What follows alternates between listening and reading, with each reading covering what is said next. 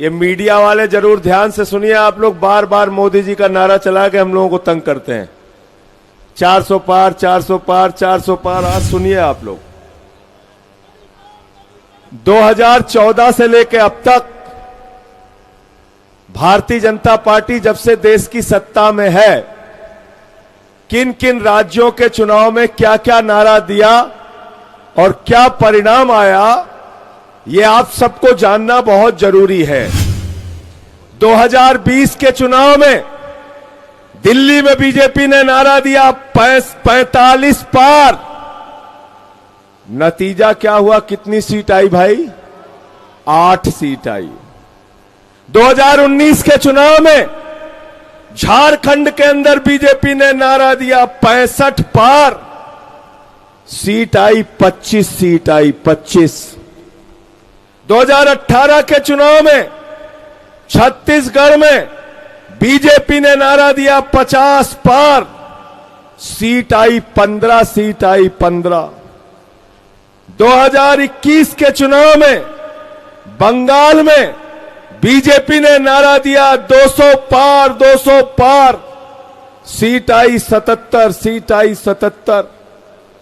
2018 के चुनाव में मिजोरम में बीजेपी ने नारा दिया 21 पार, 21 पार। सीट आई 1, 1, 1।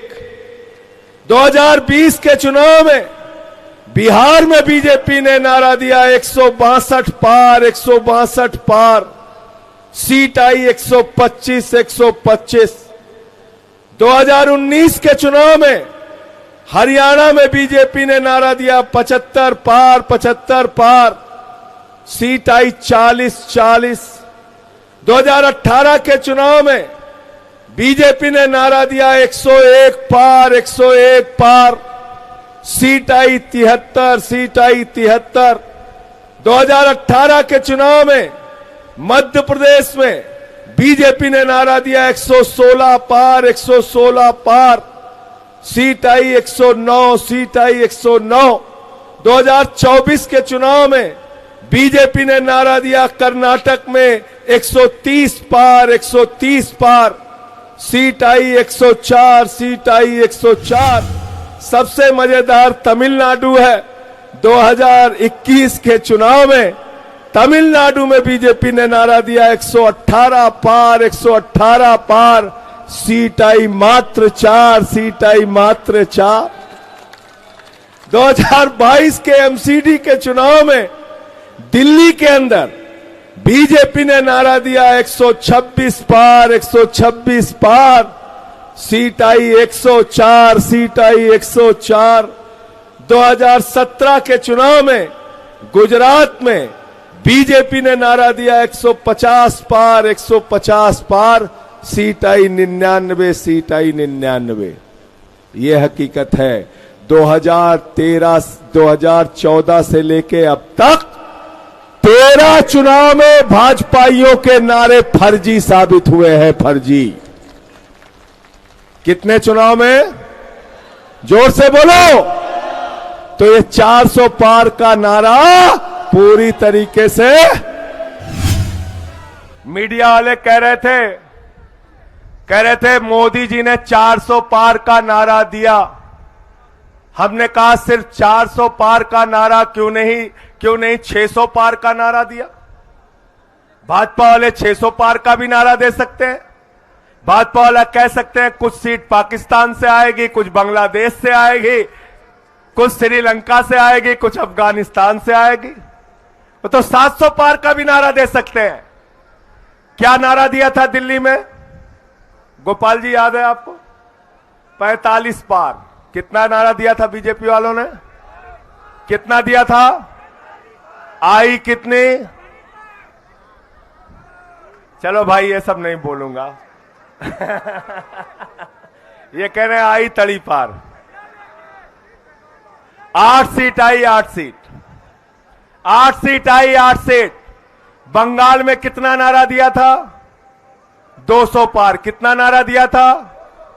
200 पार। कितना नारा दिया था? आई कितनी? 1/4। 50-55 सीट आई। हरियाणा में कितना नारा दिया था? कितना नारा दिया था? 75 पार। आई कितनी? 40 सीट। मेघालय या मिजोरम कौन सा अभी मुझे चुनाव बता रहे थे, वहां नारा दिया था 21 पार, वहां आई 1 सीट। कितनी आई? 1 सीट। जब 21 पार का नारा देते हो आती है 21 1। जब 200 पार का नारा देते हो आती है 50। जब 45 पार का नारा देते हो आता है 8। तो जब 400 पार का नारा दे रहे हो तो आएगी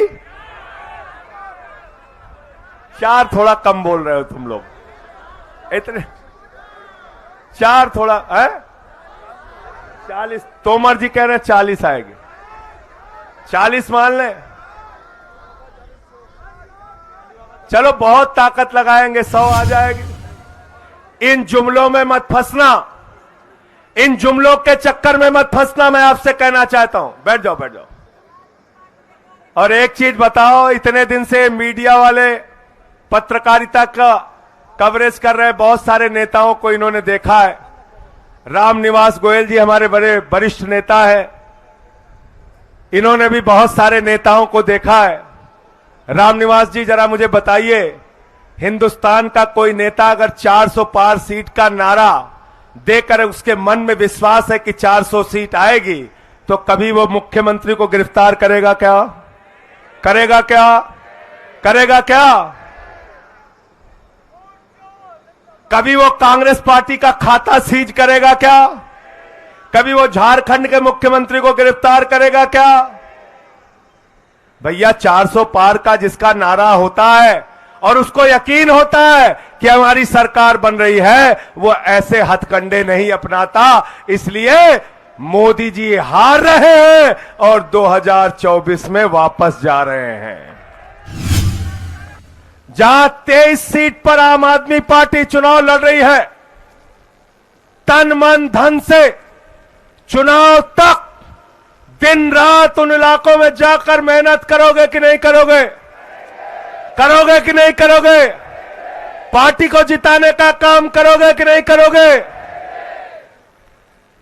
पूरे देश में जहां जहां इंडिया गठबंधन लड़ रहा है, चाहे वो कांग्रेस पार्टी का हो, समाजवादी पार्टी का हो, जो भी इंडिया गठबंधन की पार्टियां हैं, जहां जहां इंडिया गठबंधन का कैंडिडेट लड़ रहा है, आम आदमी पार्टी का कैंडिडेट नहीं है, वहां भी 4 गुना ज्यादा मेहनत से दिन रात मेहनत करके उन इंडिया गठबंधन के प्रत्याशियों को जिताने का काम करोगे कि नहीं करोगे? पीछे से बोलिए, जोर से, जोर से। इंडिया गठबंधन की सरकार 2024 में बनाना है और इन बेईमानों को देश की सत्ता से। मुकदमा चल रहा है, कानून की जटिलताएं हैं, पीएमएलए के कानून में ऐसी जटिलताएं हैं जिसकी वजह से जमानत मिलने में लेट होते हैं साथियों। लेकिन इसका मतलब यह नहीं कि भ्रष्टाचार साबित हो गया, इसका मतलब यह नहीं कि आरोप सिद्ध हो गया।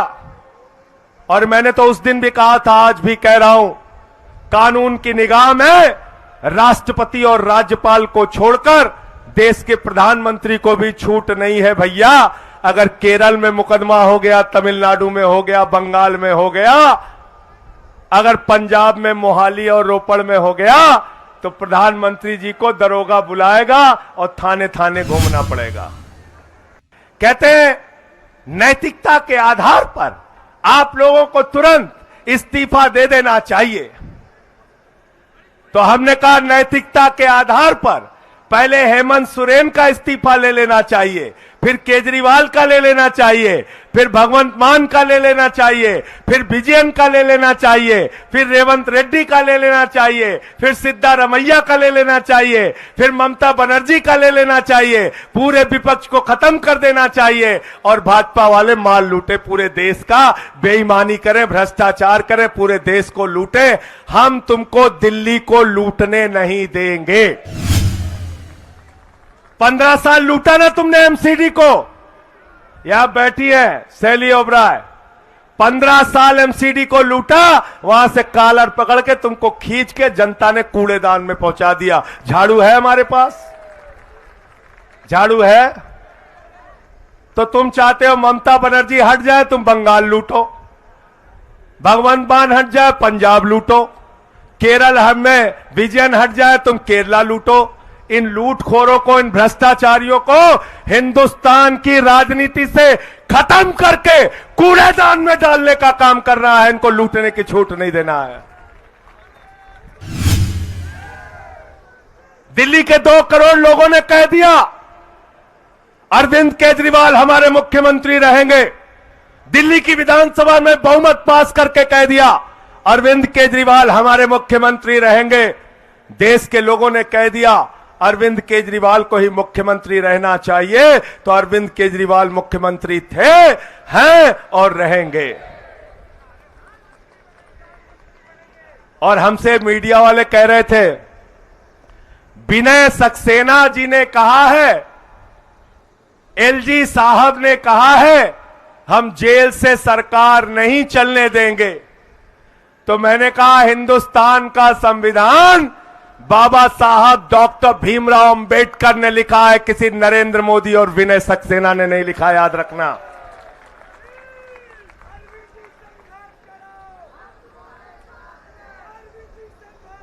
दिखा हमको कहां भारत के संविधान में लिखा है कि झूठे मुकदमे लगा के एक ईमानदार मुख्यमंत्री को अगर तुम जेल में डाल दोगे तो उसको इस्तीफा देना पड़ेगा।